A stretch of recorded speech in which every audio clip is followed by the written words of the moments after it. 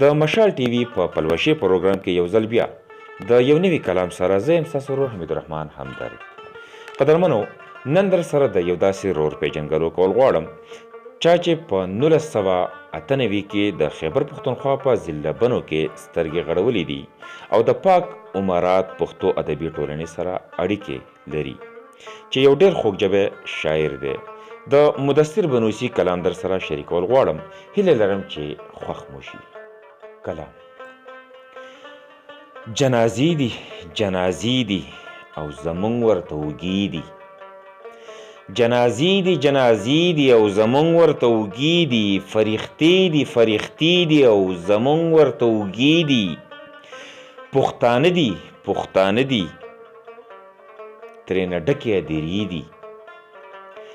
پښتانه دي ترېنه ډکې هدیرې دي. پښتنې دي او زمونږ ورته اوږې دي.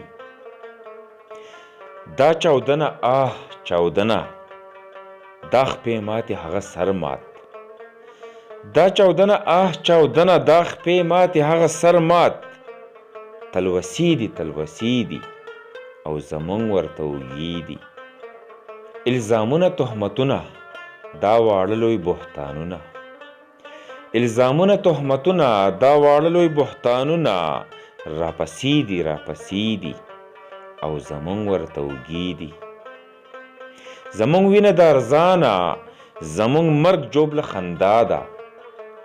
زمونږ وینه د ارزانه زمونږ مرګ جوبله خندا ده. تماشې دي او زمونږ ورته اوږې دي.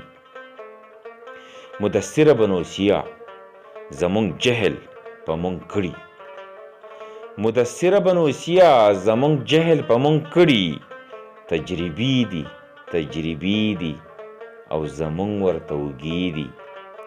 جنازې دي او زمونږ ورته اوږې دي. فرښتې دي او زمونږ ورته اوږې دي. مینوالو، که تاسو تر اوسه پورې زموږ چینل په یوټیوب او فیسبوک کې سبسکرایب کړی او لایک کړی نه وي نو مهرباني وکړئ. هم دې سره زموږ دا خپرونه سره ته رسي.